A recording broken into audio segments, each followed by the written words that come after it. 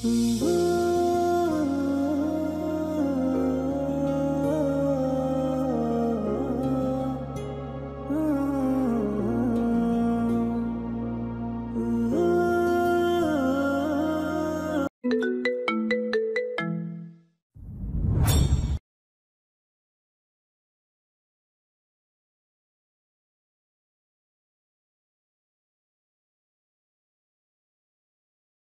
রাজনীতি ফাজনীতি করার ছেলে আমি বিয়ে করব না মা, কিছুতেই না।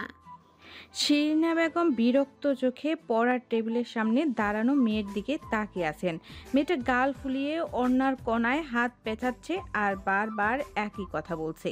তিনি মেয়েকে উদ্দেশ্য করে বলেন, এরকম বললে তো হবে না কুহু, তোর বাবা এই ছেলেকে পছন্দ করেছেন, তুই অন্তত গিয়ে দেখাটা করে আয়, না গেলে তোর বাবার সম্মান যাবে যে।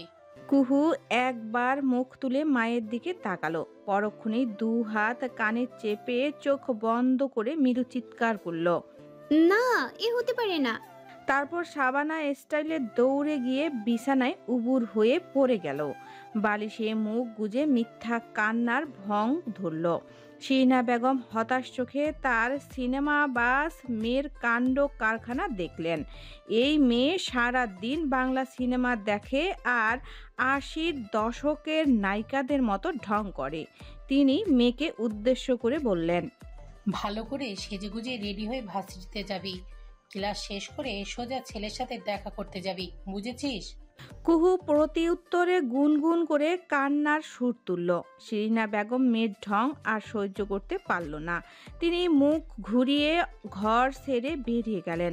মায়ের চলে যাওয়ার আভাস পেয়ে কুহু বিছানায় উঠে বসল। কোমরে হাত দিয়ে এদিকে ওদিকে তাকিয়ে কিছুক্ষণ ভাবল। তার প্রফেসর বাবা কি করে একজন রাজনীতিবিদের সাথে বিয়ে দিতে উঠে পড়ে লাগতে পারে, এই কথা কিছুতেই তার বোধগম্য হচ্ছে না। দেওয়াল ঘড়ির দিকে তাকিয়ে দেখলো ৮টার উপর বাজে। তাড়াতাড়ি বিছানা থেকে নেমে গেল সে। তাকে রেডি হয়ে ভার্সিটি যেতে হবে। মুয়াজ্জেম সাহেব ড্রয়িং রুমের সোফায় বসে খবরের কাগজ পড়ছেন। শিরিনা বেগম ডাইনিং টেবিলে ব্রেকফাস্ট রেডি করছেন। বারবার তাকাচ্ছে সিঁড়ির দিকে, কুহুর নামলো কিনা দেখছেন। কুহু নামলো না। কুহুর পরিবর্তে নামলো জিয়াদ। তার কাঁধে একটা স্কুল ব্যাগ। ধূপধাপ শব্দ করে নামছে। সিঁড়ির শেষ ধাপে এসে বাবাকে দেখে থেমে গেল সে। শব্দ কমিয়ে খুব ধীরে ধীরে নামতে লাগলো। ডাইনিং টেবিলের চেয়ারটা খুব আস্তে করে টান দিয়ে সরালো। তারপর ব্যাগটা নিচে নামিয়ে রেখে বসে পড়ল। মুয়াজ্জেম সাহেব পেপার পড়া শেষ করে কাগজ ভাঁজ করে রেখে উঠে আসলেন। তিনি এসে জিয়াদের সামনাসামনি একটা চেয়ার টেনে বসলেন। জিয়াদ গ্লাসে পানি ঢালতে ঢালতে একবার তার পদার্থবিজ্ঞানের প্রফেসর বাবাকে দেখে নিল। পরনে ফর্মাল ড্রেস, কলেজ যাওয়ার জন্য রেডি হয়েছেন। ইন করা শার্ট, সাথে কালো প্যান্ট, কাঁচা পাকা চুল। চোখের দৃষ্টি এখনো অনেক ভালো, তাই চশমা ব্যবহার করেন না। জিয়াদ ঢকঢক করে পানি খেলো। এবার তার প্রফেসর বাবা তাকে কঠিন কঠিন কিছু প্রশ্ন করবে, সেটারই পূর্ব প্রস্তুতি স্বরূপ সে গলাটা ভিজিয়ে নিল। মুয়াজ্জেম সাহেব ছেলের দিকে তাকিয়ে কিছুক্ষণ পরক্ষ করলেন। মুখটা শুকনো লাগছে, বোধহয় রাতে কম ঘুমিয়েছে। তিনি সরাসরি প্রশ্ন করলেন, মুখটা শুকনো কেন? রাতে ঘুমোওনি? দেরিতে ঘুমিয়েছি বাবা, পদার্থবিজ্ঞানের একটা অঙ্ক সলভ করতে দেরি হয়ে গিয়েছে। মুয়াজ্জেম সাহেবকে খুব প্রশস্ত দেখা গেল। ছেলে পদার্থ বিজ্ঞানের জন্য ঘুম বিসর্জন দিয়েছে শুনে তিনি বেশ খুশি হলেন। তিনি পদার্থ বিজ্ঞান সম্পর্কে কিছু প্রশ্ন করার জন্য তৈরি হলেন। ছেলের দিকে তাকিয়ে বললেন, নিউটনের সেকেন্ড ল সম্পর্কে সবথেকে ইন্টারেস্টিং ব্যাপারটা কি বলতো? জিয়াদের প্লেটে শিরিনা বেগম পরোটা দিলেন। জিয়াদের বেশ ক্ষুধা লেগেছে, কিন্তু বাবার প্রশ্ন শুনে তার জিহ্বা আটকে গেছে। সে নিউটনের ৩টা সূত্রের আগা মাথা সবই জানে, কিন্তু বাবার সামনে আসলেই সব গুলিয়ে ফেলে। সে মনে মনে উত্তর রেডি করতে চেষ্টা করলো, কিন্তু অস্থিরতাই পারল না। মুয়াজ্জেম সাহেব ভ্রু কুঁচকে ছেলেকে দেখলেন। তার এই অসম্ভব মেধাবী ছেলেটা কোনো এক কারণে তার সামনে এলেই ভড়কে যায়। তিনি ছেলের ভয় ভাঙানোর জন্য প্রতিনিয়ত চেষ্টা চালিয়ে যাচ্ছেন। খাবার টেবিলে তিনি বিভিন্ন প্রশ্ন করে ছেলেকে সহজ করতে চাচ্ছেন, কিন্তু এতে কোনো কাজ হচ্ছে না, বরং তার ছেলে খাবার টেবিলটাকেই ভয় পেতে শুরু করেছে। তিনি ছেলেকে আশ্বাস দিয়ে বললেন, অস্থির না হয়ে মাথা ঠান্ডা করে চিন্তা করো। শিরিনা বেগম স্বামীর প্লেটে নাস্তা দিতে দিতে বললেন, ছেলেটা গত রাতে ভালো করে ঘুমায়নি, দিন রাত পড়েই যাচ্ছে। খাবার টেবিলে অন্তত ছেলেটাকে রেহাই দাও। মোয়াজ্জেম সাহেব স্ত্রীর কথায় একমত হলেন। তিনি স্ত্রীকে প্রশ্ন করলেন, কুহু কোথায়? রেডি হয়ে একেবারে নামবে। কিছুক্ষণ পরই কুহু নেমে এলো। শিরিনা বেগম সিঁড়ির দিকে তাকিয়ে মেয়েকে দেখলেন। একটা ম্যাজেন্ডা কালারের আনারকলি পরেছে কুহু, চুলগুলো ছেড়ে দিয়েছে, পিছন দিক নিয়ে ক্লিপ দিয়ে আটকিয়ে দিয়েছে, বেশ পরিপাটি করেই সেজেছে। কুহু তার বাবাকে দেখে খুব ভদ্রভাবে জিয়াদের পাশের চেয়ার টেনে ভার্সিটির ব্যাগটা পাশে রেখে বসলো। মৃদু স্বরে বলল, গুড মর্নিং বাবা। মোয়াজ্জেম সাহেব পরোটা ছিঁড়তে ছিঁড়তে উত্তর দিলেন, গুড মর্নিং। এত দেরি করে খেতে এসেছো কেন? তোমার ভার্সিটি কয়টায়? কুহু মিনমিন করে বলল, রেডি হতে দেরি হয়েছে বাবা। সময় জ্ঞান জীবনে খুবই গুরুত্বপূর্ণ, এটা মেনটেন করে চলবে। কুহু এক পাশে মাথা হেলিয়ে বুঝালো এবার থেকে সে মেনটেন করবে সময়। শিরিনা বেগমও খেতে বসলেন। খাওয়ার এক পর্যায়ে মোয়াজ্জেম সাহেব কুহুকে উদ্দেশ্য করে বললেন, আজ ভার্সিটির পর তুমি আমার বন্ধুর ছেলের সাথে দেখা করতে যাবে। তোমার মা নিশ্চয়ই তোমাকে তার সব ডিটেল বলেছে। কুহু এবার অসহায় চোখে তার মায়ের দিকে তাকালো। শিরিনা বেগম মেয়ের দিকে তাকালেন না, তিনি খাবার খেতে ব্যস্ত। মোয়াজ্জেম সাহেব আবার বললেন, ভদ্রভাবে কথাবার্তা বলবে। ছেলেটি খুব ভদ্র এবং চুপচাপ, তাকে কোনো রকম অস্বস্তিতে ফেলবে না। কুহু তার বাবার সামনে কিছু বলার সাহস পেল না, কিন্তু তার খুব বলতে ইচ্ছা হলো। রাজনীতি ফাজনীতি করা ছেলে আমি বিয়ে করব না বাবা। কিন্তু সে বলতে পারল না। চেয়ারে শক্ত হয়ে বসে রইল। মোয়াজ্জেম সাহেব খাওয়ার ফাঁকে একবার মেয়েকে দেখে নিয়ে বললেন, কি বলেছি বুঝতে পেরেছো? জি বাবা। জিয়াদ খাবার ফাঁকে বড় বোনকে আর চোখে একবার দেখে নিল। তার বোন যে চিপায় পড়েছে তা তার চেহারা দেখেই বুঝতে পারছে, কিন্তু করার কিছু নেই। কুহু ভার্সিটির গেটের সামনে এসে রিক্সা থেকে নামলো। গেটের সামনে ফুচকা দেখে তার জিভে পানি এসে গেল। সকালে খাবার টেবিলে সে ভালো করে খেতে পারেনি, তাই ফুচকা দেখে খিদেটা বেড়ে গেছে। কিন্তু এখন ফুচকা খেলে চলবে না, তার ক্লাসে দেরি হয়ে যাবে। সে শুকনো মুখে ভার্সিটিতে ঢুকলো। ক্লাসে ঢুকে পিছনের দিকের সিটে তনয়াকে দেখতে পেল। কুহুকে দেখেই হাত উঁচিয়ে ডাকলো তনয়া। কুহু হেঁটে গিয়ে ধপ করে তনয়ার পাশে বসে পড়ল। তনয়া ভ্রু কুঁচকে কুহুকে পরোক্ষ করলো, তারপর প্রশ্ন করলো, মুখটা বাংলার পাঁচের মতো করে রেখেছিস কেন? কুহু উদাস হয়ে উত্তর দিল, দিন দুনিয়া কিছু ভাল লাগে না রে। কেন? বাবা কোথাকার কোন রাজনীতিবিদের সাথে আমার বিয়ে দিতে চাচ্ছে। আজ ক্লাসের পর আমাকে দেখা করতে যেতে বলেছে। তনয়া বড় বড় চোখে কুহুকে পা থেকে মাথা পর্যন্ত দেখে বলল, এই জন্যই সেজে গুজে ভদ্র হয়ে এসেছিস? কুহু মাথা নেড়ে সম্মতি জানিয়ে বলল, তো অসুবিধা কোথায়? যা দেখা করে আয়। আমার রাজনীতিবিদ পছন্দ না। তাহলে এভাবে গেলে তো তোকে দেখে পছন্দ করে ফেলবে।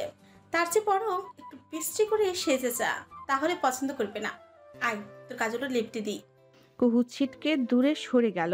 তনয়ার দিকে তাকিয়ে বলল, পাগল হয়েছিস? এত সুন্দর করে ববিতার মতো করে কাজল দিলাম আর তুই লেপটে দিবি? দুনিয়ায় এত নায়িকা থাকতে তুই 80-র দশকের নায়িকাদের পেছনে পড়ে আছিস কেন বুঝি না। কুহু লাজুক মুখে হেসে বলল, ওদেরকে আমার ভালো লাগে, ওদের মতো অভিনয় করতে ভালো লাগে। বলেই সে ওড়নার কোনা টেনে মুখে চেপে নায়িকাদের মতো করে হাসলো। কুহুর এসব ঢং দেখে তনয়া মুখ সরিয়ে নিল। আজ সারা দিনের জন্য সে যথেষ্ট ঢং দেখে ফেলেছে, আর দেখতে চায় না। প্রতিদিনই কুহুর এসব দেখে দেখে সে রীতিমতো অতিষ্ঠ। এমনিতে ভাব ধরেছে মানা যায়, কিন্তু মাঝে মাঝে কুহু 80-র দশকের বাংলা ছবির নায়িকাদের মতো সেজে গুজে ভার্সিটি আসে। এরকম সুন্দরী একটা মেয়েকে এই গেটআপে দেখলে ছেলেরা তখন হুমড়ি খেয়ে পড়ে, কেউ কেউ তো বিভিন্ন নামে ডেকে ওঠে। কুহু তনয়ার কাঁধে ধাক্কা দিয়ে বলল, একটা বুদ্ধি দে না, কিভাবে কি করব? তনয়া কুহুর দিকে মুখ ফিরিয়ে বলল, আগে গিয়ে দেখা কর, পরে বাসায় গিয়ে বলে দে যে পছন্দ হয়নি।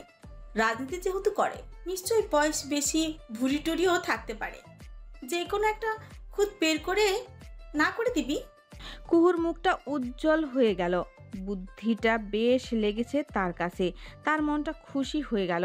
সে খুশি মনে ব্যাগ থেকে টিস্যুতে মরানো একটা পরোটা আর ডিম ভাজি বের করলো।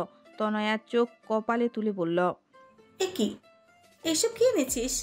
কুহু ডিম ভাজিটা পরোটার ভেতর রেখে রোল করতে করতে বলল, টেনশনে খেতে পারিনি বুঝলি, এখন বুদ্ধি পেয়ে টেনশন কিছুটা কমেছে, তাই এখন খাবো। তনয়া সামনে তাকিয়ে দেখলো স্যার এসে ঢুকেছে ক্লাসে। এদিকে ক্লাসের এদিকটা পরোটা আর ডিম ভাজির গন্ধে মম করছে। কয়েকজন পিছনে ফিরে অলরেডি তাকিয়ে দেখেও নিয়েছে। তনয়া অবিশ্বাস্য চোখে কুহুর দিকে তাকিয়ে বলল, তুই কি মানুষ? কুহু উত্তর দিতে পারল না। সে বড় করে একটা কামড় দিল পরোটা আর ডিম ভাজির রোলটাতে। তারপর মুখ ভর্তি খাবার চিবাতে চিবাতে তনয়ের দিকে তাকিয়ে গা জ্বালানো হাসি দিল। একটা 5 স্টার রেস্টুরেন্টের লিফটে দাঁড়িয়ে দাঁত দিয়ে নখ কাটছে কুহু। তার গন্তব্য ছাদ। ছাদে একটা ক্যাফ আছে। ক্যাফটা এই রেস্টুরেন্টেরই একটা অংশ।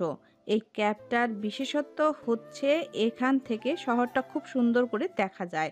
দারুণ ভিউ। প্রি বুকিং ছাড়া এই ক্যাফেতে টেবিল পাওয়া যায় না। ভিআইপিরাই কেবল আসতে পারে এখানে।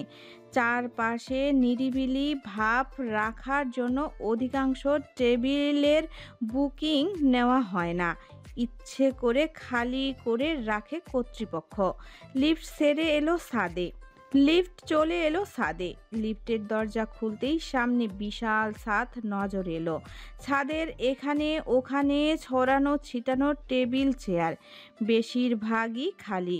কুহু লিফট থেকে বেরিয়ে খোপার ক্লিপটা খুলে দিল। পিঠ পর্যন্ত চুলগুলো ঝরঝর করে নেমে গেল।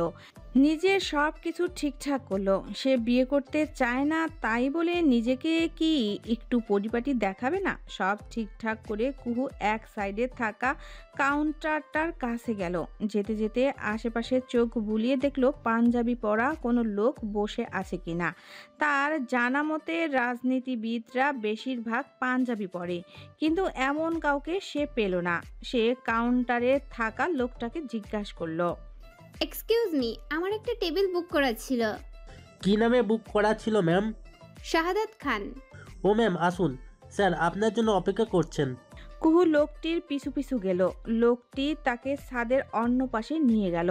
হাত দিয়ে কোণার দিকে একটা টেবিল দেখিয়ে বলল, এই যে আপনার টেবিল ম্যাম। কুহু তাকিয়ে দেখলো কাঁচ ঘেরা রেলিং এর কাছে একটা টেবিল। সেখানে একটা চেয়ারে অ্যাশ কালার শার্ট আর কালো প্যান্ট পরিহিত একটা ছেলে বসে আছে। পায়ের উপর পা তুলে মোবাইল টিপছে। কুহু মনে মনে ভাবলো, এটাই কি সে রাজনীতিবিদ ছেলে? একে দেখতে তো রাজনীতিবিদ মনে হয় না। কুহু হেঁটে গিয়ে টেবিলটার সামনে দাঁড়ালো। এতক্ষণ মোবাইল টিপতে থাকা ছেলেটা তার আসার আভাস পেয়ে মুখ তুলে তাকালো। কুহু এক নজর সামনে থাকা ছেলেটাকে দেখে বোকা বনে গেল। এর কি খুঁত বের করবে সে? এ তো পুরোই রসগোল্লা। ছেলেটা জিজ্ঞাসা দৃষ্টিতে কুহুর দিকে তাকালো। কুহু মুখ ফসকে বলে ফেলল, আমি হুকু, আপনার সাথে দেখা করতে। বলেই কুহু থেমে গেল। এ কি সব বলছে সে? সামনে থাকা ছেলেটা কিছু বুঝতে না পেরে বলল, হোয়াট? কুহু মনে মনে নিজেকে গালি দিল। তারপর কোনো মতে বলল, আমি আসলে কুহু, আপনার সাথে দেখা করতে এসেছি। সামনে থাকা ছেলেটি কিছুক্ষণ তাকিয়ে রইল। তারপর চেয়ার দেখিয়ে বলল, বসুন। কুহু বসলো। একটু ভদ্র সূচক হাসলো, কিন্তু ছেলেটা সেই হাসিতে যোগ দিল না, বরং সে কুহুকে নীরবভাবে পর্যবেক্ষণ করলো। তারপর টেবিলে থাকা মেনু কার্ডটা এগিয়ে দিয়ে বলল, কি নেবেন? অর্ডার করুন। আমি কিছু নেব না, আপনি নিন। কফি? কুহু ঘাড় বাঁকিয়ে সম্মতি দিয়ে বলল, ওকে। শাহাদ দূরে দাঁড়ানো ওয়েটারকে ইশারা করে দুটো কফি আনতে বলল। তারপর তাকালো কুহুর দিকে। মেয়েটাকে বেশ চঞ্চল মনে হচ্ছে, অস্থির স্বভাবের। এ সেই নাম ভুল করেছে। অস্থিরতার দরুন বলেছে হুকু। এখনো ব্যাগের কোনা নখ দিয়ে খুঁটছে। চোখের মনি স্থির নেই, বারবার এদিকে ওদিকে তাকাচ্ছে। সাহাদ চিন্তা করলো এভাবে বসে না থেকে কিছু কথাবার্তা বললে হয়তো মেয়েটা সহজ হবে। সে প্রশ্ন করলো, কিছু পড়ছেন? অনার্স সেকেন্ড ইয়ারে, English department, the royal department. সাহাদের দম ধরে গেল। একটা প্রশ্নতে এতগুলো ইনফরমেশন দিয়ে দিল। এই মেয়ে তো কথাও বেশি বলে। পরের প্রশ্ন আর সাহাদকে করতে হলো না, কুহু নিজে থেকেই প্রশ্ন করলো, আপনি কি আসলেই রাজনীতি করেন? সাহাদ কিছুক্ষণ তাকিয়ে রইল কুহুর দিকে, তারপর উত্তর দিল। হ্যাঁ। এই কথা শুনে কুহুর মন ভেঙে গেল।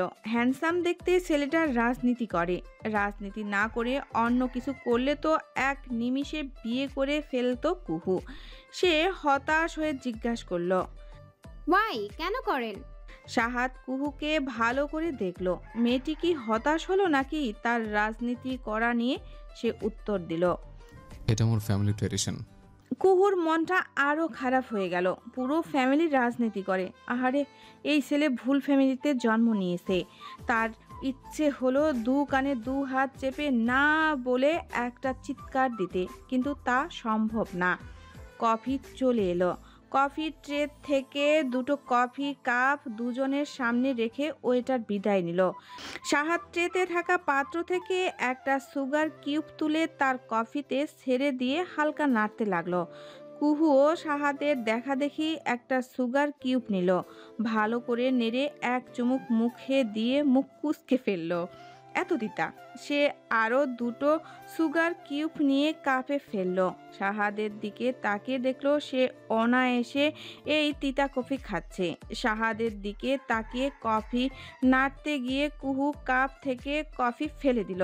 গরম কফি ছিটকে পড়ল তার হাতে। আহ করে মৃদু শব্দ করে উঠল। সাহাদ তৎক্ষণাৎ ব্যস্ত হয়ে নিজের কাপ নামিয়ে রাখলো। টেবিলে টিস্যু খুঁজে না পেয়ে হাত দিয়েই কুহুর হাতে থাকা কফি মুছতে লাগলো। কুহুর দিকে তাকে জিজ্ঞাসা করলো, বেশি গরম? কুহু যতটা না গরম কফি পড়ায় চমকে গেল, তার চেয়ে বেশি অস্থির হয়ে গেল সাহাদের কাজে। সে সাহাদের দিকে তাকিয়ে দুদিকে মাথা নাড়িয়ে জানালো বেশি গরম না। সাহাদ তার হাত সরিয়ে ওয়েটারকে ডেকে বলল টিস্যু দিতে। কুহু অস্বস্তি কাটাতে বলল, আরে টিস্যু আমার কাছেই আছে। বলে সে ভার্সিটির ব্যাগটা টেবিলের উপর রেখে টিস্যু বের করলো। কিন্তু টিস্যুর পরিবর্তে বের হয়ে এলো টিস্যুতে মোড়ানো কুহুর আধ খাওয়া পরোটা আর ডিম ভাজির রোলটা, যেটাকে কুহু টিস্যু ভেবে বের করেছে। সাহাদ ভ্রু কুঁচকে টেবিলে থাকা আধ খাওয়া পরোটা ডিম ভাজির রোলটার দিকে তাকিয়ে কুহুকে জিজ্ঞাসা করলো, What the hell is that? টেবিলের উপর আধ খাওয়া রুটি ডিম ভাজি রোল দেখে কুহু অবাক হয়ে গেল। সে এটা আশা করেনি। সাহাদ কৌতূহল বশত জিনিসটা কি সেটা দেখার জন্য হাত বাড়ালো ধরতে। ধরার আগে কুহু ছো মেরে নিয়ে গেল রোলটা, নিয়ে একদম ব্যাগে ভরে ফেললো। সাহাদ এই কাণ্ডে বিস্মিত হলো। কুহুকে প্রশ্ন করলো, কি এটা? কুহুর ঝটপট উত্তর, কই কিছু না তো। রুটি মনে হলো, টিস্যুতে মোড়ানো। কুহুর বেশ রাগ হলো, মনে মনে বলল, আরে ভাই, রুটি থাকুক আর পরোটা থাকুক, তাতে তোর কি? মেয়ে দেখতে এসেছিস, মেয়ে দেখ। চতুর্দিকে এত কিসের নজর? কুহু কিছুটা কঠিন স্বরে বলল, রুটি? আপনি ব্যাগের ভেতর অর্ধেক খাওয়া রুটি নিয়ে ঘুরছেন কেন? এমনি, মাই লাইফ মাই রুলস। কুহুর উত্তর শুনে সাহাদ স্থির চোখে কুহুর দিকে তাকালো। অর্ধেক খাওয়া রুটি ব্যাগে নিয়ে ঘোরাফেরা করা যে কোনো মেয়ের লাইফের রুলস হতে পারে এটা তার জানা ছিল না। ওইটার এসে টিস্যুর বক্স দিয়ে গেল। কয়েকটা টিস্যু নিয়ে কুহুকে দিল সাহাদ, আর কয়েকটা টিস্যু বের করে কুহুর কফির কাপটা তুলে নিচে পড়া কফিটা ভালো করে মুছলো। হাত মুছতে মুছতে কুহু সাহাদের কার্যক্রম লক্ষ্য করলো। কি সুন্দর করে টেবিলে থাকা কফিটা মুছলো। কারো কফি মুছার দৃশ্যও যে এত সুন্দর হতে পারে তা কুহুর আগে জানা ছিল না। কুহু সাহাদের হাত লক্ষ্য করলো। শার্টের হাতা কোনোই পর্যন্ত গুটানো, হাতে সিলভার কালারের একটা বেশ দামি ঘড়ি। খুব সুন্দর করে টিস্যু দিয়ে চেপে চেপে টেবিল পরিষ্কার করছে। দেখতে বেশ ভালো লাগছে। সাহাদ টেবিলটা মুছে কুহুর দিকে হাত বাড়ালো, কিন্তু কুহু ভাবুক হয়ে টিস্যু হাতে নিয়ে কসলাচ্ছে। সাহাদ টেবিলে টোকা দিল। কুহু ধ্যান ভেঙে তাকালো। সাহাদ কুহুর দিকে হাত মেলে দিয়ে বলল, কাজ শেষ হলো, টিস্যু দেন, ফেলে দিই। কুহু হাতের টিস্যুর দিকে একবার তাকালো, তারপর সাহাদের হাতের তালুতে রাখলো। সাহাদ পাশে থাকা ময়লার বিনে টিস্যুগুলো ছুঁড়ে ফেললো। কুহু এই ছোট্ট ব্যাপারটাতেও অভিভূত হয়ে গেল। কি ডিস্টেন্স, কি দায়িত্বশীল। আহা, খালি যদি রাজনীতিটা না করতো তাহলেই 16 কলা পূর্ণ হতো। সাহাদ কুহুর দিকে তাকিয়ে কফি খেতে ইশারা করলো, তারপর নিজের কাপে চুমুক দিয়ে বলল, আমি অনার্স মাস্টার্স শেষ করেছি, এখন আমার বয়স 28 চলছে। পারিবারিক ব্যবসা আছে আমাদের, সেখানে আমি জয়েন করেছি। আর এর বাইরেও রাজনীতিতে আমি অনেক অ্যাক্টিভ। ভবিষ্যতে এটাকে পেশা হিসেবে নেব। 7 বছরের গ্যাপ, এই গ্যাপটাও তো বেশি। ওর তো 4 থেকে 5 বছরের গ্যাপ পছন্দ। আবার বলছে রাজনীতি মেন পেশা হিসেবে নিবে। এই রসগোল্লার মতো ছেলেটা এভাবে হাত ছাড়া হয়ে যাচ্ছে কেন? কুহু মনে মনে দুঃখ অনুভব করলো। সাহাদ একটু থেমে আবার বলল, আমরা জয়েন্ট ফ্যামিলি, আমি সবসময় জয়েন্ট ফ্যামিলিতেই থাকার ইচ্ছে পোষণ করি, এমনকি বিয়ের পরেও। কুহু সব বুঝতে পেরেছে এমন করে উপর নিচ মাথা নাড়ল। সে নিচে কি বলবে কিছু ভেবে পেল না। সাহাদ কফির কাপ নামিয়ে বলল, আপনার কিছু বলার থাকলে বলুন। যদি অন্য কাউকে পছন্দ করে থাকেন তবে নির্দ্বিধায় বলুন, আমি নিজে থেকে বিয়ে আটকাবো। কুহু দুপাশে মাথা নেড়ে বলল, না না, আমার কোনো পছন্দ নেই। তাহলে কোনো প্রশ্ন থাকলে করুন, আমাকে একটা মিটিং অ্যাটেন্ড করতে হবে। আমার কোনো প্রশ্ন নেই। ওয়েল, তাহলে উঠা যাক, চলুন। কুহু উঠে দাঁড়ালো। সাহাদও উঠে লিফটের দিকে চলল। কুহু সাহাদের পিছু পিছু হাঁটতে লাগলো। পেছন থেকে সে সাহাদের হাঁটা খুব মনোযোগ দিয়ে দেখলো। এক হাত পকেটে পুরে হাঁটছে, হাঁটায় কোনো তাড়াহুড়া নেই। কুহু কিছুটা পিছিয়ে পড়ল। হঠাৎ তার মনে পড়ল কফির বিল দেওয়া হয়নি। সে অল্প দৌড়ে সাহাদের পাশাপাশি গিয়ে হাঁটতে হাঁটতে বলল, কফির বিল দেওয়া হয়নি তো? সাহাদ ততক্ষণে লিফটের কাছে এসে বোতাম চেপে দিয়েছে।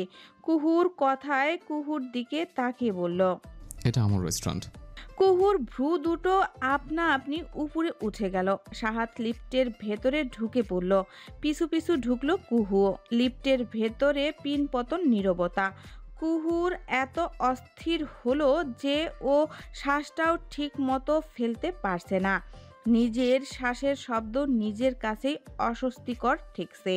আর চোখে তাকিয়ে দেখলো সাহাদ পকেটে হাত রেখে শান্ত হয়ে দাঁড়িয়ে আছে, কিন্তু কুহু শান্ত হয়ে দাঁড়িয়ে থাকতে পারছে না। ওর এভাবে শান্ত হয়ে দাঁড়িয়ে থাকার অভ্যাস নেই।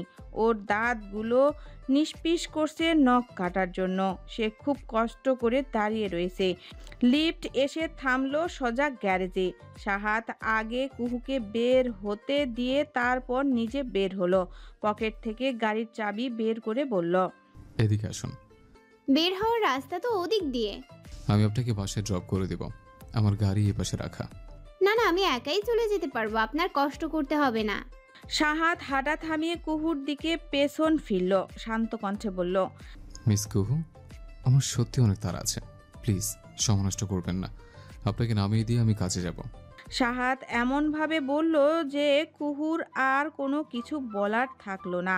সে পায়ে পায়ে সাহাদের গাড়ির সামনে এলো। সাহাদ প্যাসেঞ্জার সিটের দরজা খুলে দিল কুহুর জন্য। কুহু উঠে বসলো। সাহাদ দরজা লাগাতে গিয়ে দেখলো কুহুর আনারকলির একটু অংশ সহ ওড়না বের হয়ে আছে। কুহুর সেদিকে খবর নেই। সে আপন মনে তার ব্যাগ থেকে ফোন বের করতে ব্যস্ত। সাহাদ নিজেই ঝুঁকে ওড়না আর আনারকলির অংশটুকু নিজের হাতে ভেতরের দিকে দিয়ে দিল। তারপর দরজা লাগিয়ে নিজেও উঠে বসলো গাড়িতে। নিজের সিট বেল্ট বেঁধে কুহুকে বলল, আপনার সিট বেল্ট বাঁধুন। কুহু মোবাইল টিপছিল। সিট বেল্টের কথা শুনে ভারী বিরক্ত হলো। এই এক জিনিস তার ভালো লাগে না, বাড়ির গাড়িতে বাবার ভয়ে সিট বেল্ট বাঁধতে হয়। সে সাহাদকে মিথ্যা বলল, আমি আসলে সিট বেল্ট বাঁধতে পারি না। সাহাদ কিছুক্ষণ তাকিয়ে থাকলো কুহুর দিকে। দেখেই বোঝা যাচ্ছে এই মেয়ে মিথ্যা বলছে। সে সিট বেল্ট বাঁধতে পারে, কিন্তু কোনো অজানা কারণে সে বাঁধবে না। সাহাদ কিছু বলে সময় নষ্ট করলো না। সে নিজেই হাত এগিয়ে সিট বেল্ট টেনে এনে কুহুর সিটের পাশে আটকে দিল। এরকম কাণ্ডে কুহু আবারও স্তম্ভিত হলো। সে সিনেমায় দেখেছে নায়ক নায়িকার সিট বেল্ট বেঁধে দেয়, বেঁধে দেওয়ার সময় কাছাকাছি আসে, কিন্তু এই ছেলে এত দূরে থেকে বাঁধলো কিভাবে? ওর হাত এত লম্বা? কুহু সাহাদের হাতের দিকে তাকালো। সাহাদ গাড়ি স্টার্ট দিয়ে ফেলেছে। গ্যারেজ থেকে বের হয়ে রাস্তায় নামিয়ে দিল গাড়ি। কুহু ভালো করে খেয়াল করলো সাহাদকে। শান্ত শিষ্ট মুখশ্রী, কোনো আলগা গাম্ভীর্য নেই, একদম সরলতায় পূর্ণ। কুহু আচমকা প্রশ্ন করে বসলো, আপনি কি বিয়েতে রাজি? সাহাদ এক পলক কুহুর দিকে তাকালো, তারপর সামনের দিকে তাকিয়ে চমৎকার করে হাসলো। কুহু হা করে সেই হাসি দেখলো, মনে মনে ভাবলো, রসগোল্লা আবার সুন্দর করে হাসেও, এ তো দেখি পুরাই রসের টই টুম্বুর অবস্থা। সাহাদ হেসে উত্তর দিল, আপনি রাজি থাকলে আমার অসুবিধা নেই। হায় হায়, এমন করে বললে কুহুর যে বিয়ে করা ছাড়া আর উপায় থাকবে না। কুহু মুখ ফিরিয়ে অন্য পাশে তাকালো, নাক মুখ খিচে বসে রইল। এইভাবে কিছুক্ষণের দেখায় সে তার হৃদয়কে বেদখল হতে দিবে না, কিছুতেই না। কুহুকে নামিয়ে দিয়ে সাহাদ চলে গেল। কুহু তার ঘরে এসে ধপ করে বিছানায় বসে পড়ল। শিরিনা বেগম একবার এসে কুহুকে দেখে গেছেন, কিন্তু কিছু বলেননি। এর মধ্যে উকি দিল জিয়াদ। কুহুকে এভাবে বসে থাকতে দেখে সেখান থেকেই ডাক দিল, কিরে হুকু, দেখে দেখে কেমন হলো? কুহু অগ্নিদৃষ্টিতে তাকালো জিয়াদের দিকে। জিয়াদ এই দৃষ্টি দেখে একটা জ্বালাময়ী হাসি দিল, হেলে দুলে ঘরে ঢুকলো। কুহুর স্টাডি টেবিলের চেয়ার টেনে বসলো। কুহু রাগান্বিত কণ্ঠে বলল, হুকু ডাকছিস কেন বেয়াদব? তুমি তো নিজের নাম হুকু দিয়েছ, আমি ডাকলে দোষ কি?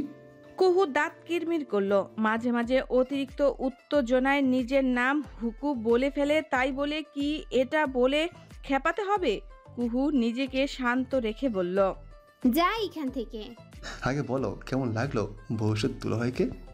ভবিষ্যৎ দুলাভাই মানে? আমি কি বলেছি আমি বিয়ে করব? করবে না? না, জীবনেও করব না। ও তাহলে যাও বাবাকে গিয়ে এটা বলো। কুহু ফাটা বেলুনের মতো চুপসে গেল। বাবার কথা মনে পড়তেই মুখটা এতটুকু হয়ে গেল। জিয়াদ কুহুর অবস্থা দেখে বেশ মজা পেল। কুহুকে খোঁচানোর জন্য ঘর ছেড়ে যেতে যেতে বলল, শুনলাম আর কদিনের মাঝে নাকি তোমাকে ওই বাড়ির পরোটা দেখতে আসবে, কি যে মজা হবে। কুহুর শুকনো মুখটা আরো শুকিয়ে গেল। হায় আল্লাহ, এত তাড়াতাড়ি বিয়ে দিয়ে দিবে? রান্না বান্না, ঘর গোছানো সব করতে হবে, তার উপর আবার রাজনৈতিক পরিবারে বিয়ে। কুহু ঝড়ের বেগে বিছানায় উপুর হয়ে শুয়ে পড়ল। বিছানায় হাত দিয়ে কিল দিয়ে বলল, এরকম একটা ছেলেকে কেন রাজনীতি করতে হলো? ওয়াইদা কেন? সকালে কুহু যত তাড়াতাড়ি পারে খেয়ে বের হয়ে গেল ভার্সিটির জন্য। ব্রেকফাস্ট টেবিলে সে তার বাবার মুখোমুখি হতে চায় না। মুখোমুখি হলেই সাহাদের ব্যাপারে জিজ্ঞাসা করবে তার বাবা। গত রাতেও সে তার বাবাকে এড়িয়ে গেছে। ভার্সিটি এসে তনয়াকে দেখলো পিছনের বেঞ্চে বসে আছে। কুহুকে দেখে আজকেও হাত উঠিয়ে ডাকলো। কুহু ধপ করে গিয়ে বসে পড়ল বেঞ্চে। তনয়া আগ্রহ নিয়ে জিজ্ঞাসা করলো, কাজে দেখা করতে গেলি, কেমন দেখলি? কি কি খুদ বের করলি? কুহু হতাশ কণ্ঠে বলল, কোনো খুঁত নাই রে, ছেলে একদম রসগোল্লার মতো। ইয়া আল্লাহ, অসুপের মতো এসব কি বলিস? এরকম একটা ছেলে রাজনীতি করে কেন রে? ওয়াই? মনটা খারাপ হয়ে গেল। রাজনীতি খারাপ কি? পছন্দ হলে বিয়ে করে ফেল। তুই বুঝবি না, চল ক্লাস পড়াই, মনটা ভালো না। চল একটু খাওয়া দাওয়া করি। করবো যদি তুই ট্রিট দিস।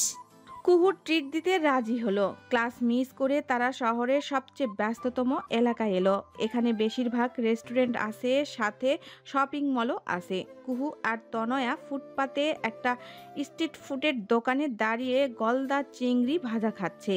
এমন সময় বেশ কয়েকটা বাইক হই হুল্লা করতে করতে রাস্তার অপর পাশে থামলো। সাথে থামলো একটা গাড়ি। গাড়ি থেকে বের হলো সাহাদ সহ আরো কয়েকজন। সাহাদকে দেখে কুহুর খাওয়া থেমে গেল। তনয়া কুহুর কাঁধে ধাক্কা দিয়ে বলল, খাচ্ছিস না কেন? না খেলে আমায় দে। কুহুর সামনে দেখিয়ে বলল। ওই দেখ, ওই লোকের সাথেই গতকাল দেখা করতে গিয়েছিলাম। তনয়া সামনে তাকে জিজ্ঞাসা করলো, কোন লোকটা? ওই স্কাই ব্লু কালার শার্ট আর কালো প্যান্টের ছেলেটা। তনয়া এতজনের ভিড়ে কুহুর বর্ণনা অনুযায়ী সাহাদকে খুঁজে পেল। সাহাদ শান্ত মুখে দোকানদারের অভিযোগ শুনছে। তনয়া সেদিকে তাকিয়ে থেকে বলল, আসলে তো রসগোল্লার মতো রে। কুহু উদাস হয়ে বলল, এমন ছেলে গান গাইবে, ক্যানভাস নিয়ে ছবি আঁকবে, তা না দলবল নিয়ে মিছিল করছে। তুই জানা একটু কি কথা বলে আয়। পাগল নাকি? জীবনেও যাব না। কুহুর যাওয়ার দরকার পড়ল না। সাহাদি তার দলবল নিয়ে রাস্তার এপারে চলে এলো। রাস্তা থেকে ফুটপাতে উঠতে গিয়ে কুহুকে দেখে চমকে গেল। দুজনের চোখাচোখি হয়ে গেল। কুহু এমন চোখাচোখিতে ভ্যাবাচাকা খেয়ে সেখানেই দাঁড়িয়ে রইল। সাহাদ দলের একটা ছেলে সাহাদকে ফুটপাতের ভাজা পোড়ার দোকান দেখিয়ে বলল, ভাইয়া এই দোকানিটাকে বলে যান। সাহাদ কুহুর দিক থেকে চোখ সরিয়ে কুহু যেই দোকানে খাচ্ছিল সেখানে দাঁড়ালো। ফুটপাতে দোকান না দেওয়ার কথা খুব সুন্দরভাবে দোকানদারিকে বুঝিয়ে বলল। কুহু আর তনয়া দুজনই হাঁ করে তাকিয়ে রইল সাহাদের দিকে। কুহু মুখে থাকা খাবারটা গিলতেও ভুলে গেল। কথা শেষ করে যাওয়ার আগে সাহাদ একবার ভাবল কুহুর সাথে কুশল বিনিময় করা উচিত। সে কুহুর দিকে হেঁটে এগিয়ে গেল। সাহাদকে এগিয়ে আসতে দেখে কুহুর চোখ বড় বড় হয়ে গেল। গালে থাকা খাবার তাড়াতাড়ি গিলতে চাইল, কিন্তু তা আটকে গেল গলায়। ততক্ষণে সাহাদ সামনে এসে দাঁড়িয়েছে। সে কুহুকে যেই বলল, মিস কুহু। অমনি কুহু জোরে সোরে একটা বিষম খেলো। মুখের খাবার ছিটকে পড়ল সাহাদের চোখ মুখে। সহজাত প্রবৃত্তির দরুন সাহাদ চোখ বন্ধ করে ফেলল। সাহাদ চোখ খুলে কুহুর দিকে তাকালো। কুহু বড় বড় চোখে অপরাধীর মুখ করে তার দিকে তাকিয়ে আছে। সাহাদ হাত দিয়ে তার মুখে ছিটকে আসা খাবারের অংশগুলো ঝেড়ে ফেলতে লাগলো। সাহাদের সাথে থাকা ছেলেগুলো এই ঘটনায় হাঁ হয়ে তাকিয়েছিল। এমনকি ভাজা পোড়ার দোকানিও এই ঘটনায় অবাক হয়ে গেল। একটা ছেলে এগিয়ে এসে পকেট থেকে রুমাল বের করে সাহাদের হাতে দিয়ে কুহুকে বলল, আপা এইটা কি করলেন? মানুষ টানুষ খেয়াল করবেন না? কুহু কাচুমাচু মুখ করে বলল, আই এম সরি, আমি খুবই দুঃখিত। আই ডিডেন্ট মিন ইট। ইচ্ছা করে করিনি, ট্রাস্ট মি। তনয়া এই ঘটনায় আক্কেল গুরুম হয়ে দাঁড়িয়েছিল। কুহুর এমন বাংলা ইংরেজি ট্রান্সলেশন মার্কা কথা শুনে তার কপাল চাপড়াতে ইচ্ছে হলো। সে কুহুর কানের কাছে মুখ নিয়ে চিবিয়ে চিবিয়ে বলল, ইংরেজি মারা বন্ধ কর, কি তোর কোথাকার। তনয়ার ঝাড়িতে কুহু আরো চুপসে গেল। ইচ্ছে হলো মাটি ফুঁড়ে পাতালে চলে যেতে। সাহাদ রুমাল দিয়ে ভালো করে মুখটা মুছে নিল। শার্টের উপরে কিছু পড়েছে, কিন্তু সে আপাতত সেদিকে মনোযোগ দিল না। রুমালটা ছেলেটাকে ফিরিয়ে দিয়ে ইশারা করে দূরে গিয়ে দাঁড়াতে বলল। তারপর কুহুর দিকে তাকিয়ে বলল, আপনি কি খাবারটা গিলেছেন? কুহু প্রবল বেগে উপর নিচ মাথা নাড়িয়ে বুঝালো সে খাবার গিলেছে। সাহাদ আশ্বস্ত হয়ে বলল, এখানে কি করছেন? খাওয়া দাওয়া করতে এসেছিলাম। সাহাদ কুহুর হাতে থাকা আধ খাওয়া ভাজা চিংড়িটার দিকে একবার তাকে প্রশ্ন করল। খাওয়া হয়েছে? জি হয়েছে। পাশ থেকে তনয়া ব্যস্ত হয়ে বলল, না ভাইয়া, হয়নি। ও বলেছিল ও পিৎজা বার্গারও খাবে।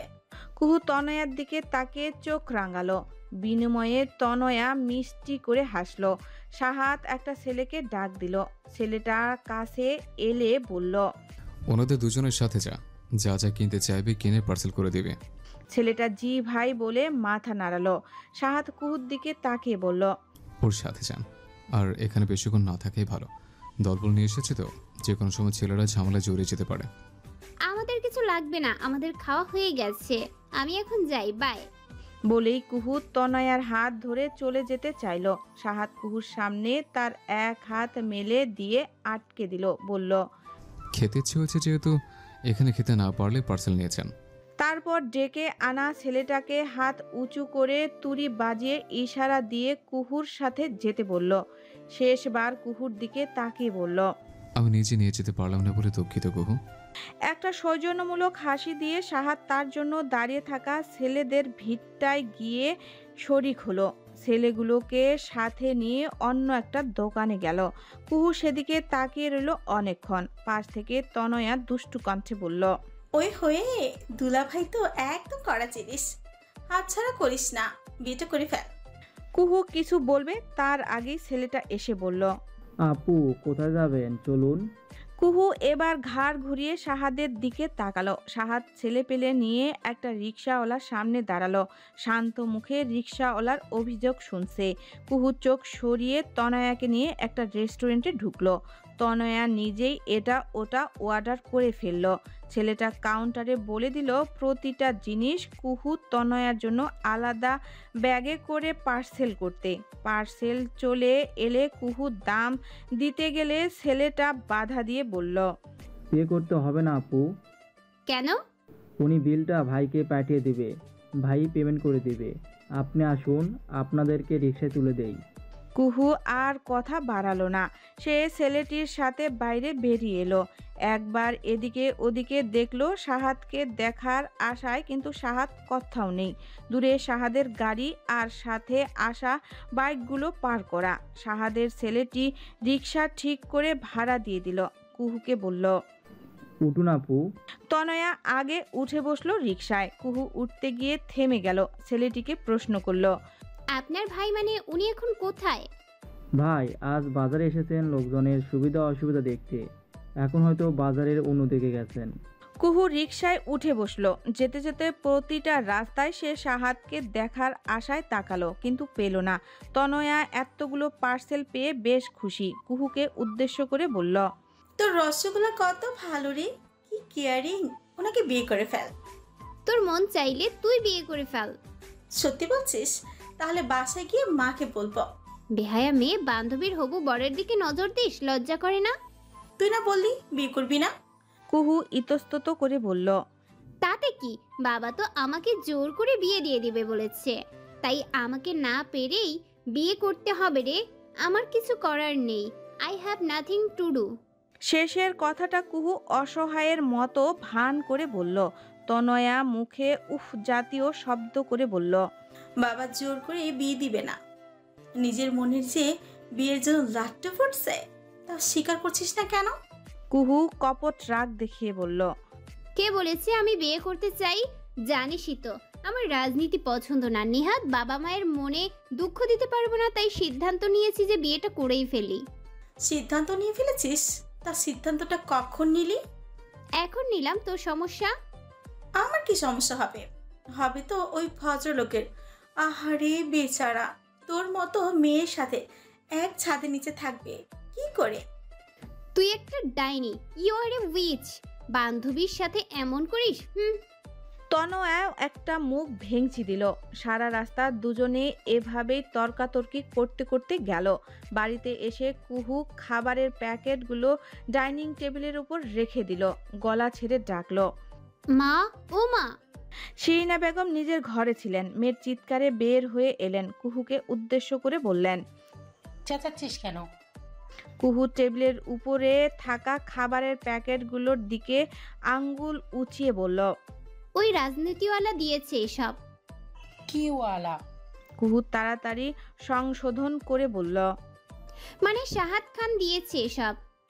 শিরিনা বেগম বিস্মিত হলেন। প্যাকেটগুলো থেকে খাবারগুলো বের করে আরো বিস্মিত হলেন। কুহুর দিকে অবাক চোখে তাকিয়ে বললেন, ওকে কোথায় পেলি? বাজারে গিয়েছিলাম খেতে, সেখানে পেয়েছি। দলবল নিয়ে দোকানে দোকানে কি সব করছে। ও দিল আর তুই নিয়ে নিলি? এমন ভাবে বললো, না নিয়ে উপায় ছিল না মা। শিরিনা বেগম বিস্ময় ভাব কাটাতে পারলেন না। নষ্ট হয়ে যাওয়ার ভয়ে তিনি আপাতত খাবারগুলো খুলে রাখলেন। কুহু এক স্লাইড পিৎজা তুলে কামড় দিয়ে বলল, ইনি মনে হয় ছোটখাটো নেতা, তাই না মা?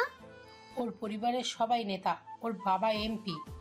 কুহুর খাওয়া বন্ধ হয়ে গেল। অবাক হয়ে প্রশ্ন করল, এমপি? শিরিনা বেগম টেবিলের খাবারগুলো গুছিয়ে রাখতে রাখতে বললেন, তোর বাবা এমপির বন্ধুর কথা শুনিসনি? তার ছেলে। কুহু হা হয়ে গেল। সে জানতো না এই কথা।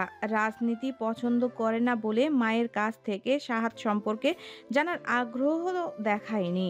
কুহু আস্তে করে সিঁড়ি বেয়ে উঠে ঘরে চলে গেল। একটু আগেই সে এমপির ছেলের মুখে খাবার ছুঁড়ে ফেলেছে। এই অভদ্রতার কথা বাবার কানে গেলে তার খবর আছে। দাঁত দিয়ে ওড়নার কোনা কামড়ালো কুহু। ইস, যত অঘটন সব তার জীবনেই। সাহাত বাজারের কাজ শেষ করে গাড়িতে উঠে বসলো। গাড়ি ছাড়ার পর তার নজর পড়ল ছাটে লেগে থাকা খাবারের কিছু অংশের দিকে। ড্রাইভারকে বলে টিস্যুর বক্সটা নিল। তারপর টিস্যু দিয়ে ঝেড়ে ফেললো সব। আনমনে একটু হাসলো কুহুর কথা মনে করে। দুদিন আগেও সে মেয়েটাকে ভালো করে চিনতো না, আর এখন কত কিছু হয়ে গেল। এক সপ্তাহ আগে তার বাবা একটা মেয়ের ছবি দেখিয়ে বলল, এই মেয়েকে আমার পছন্দ হয়েছে ছেলের বউ হিসেবে, এখন তুই গিয়ে দেখা করে আয়।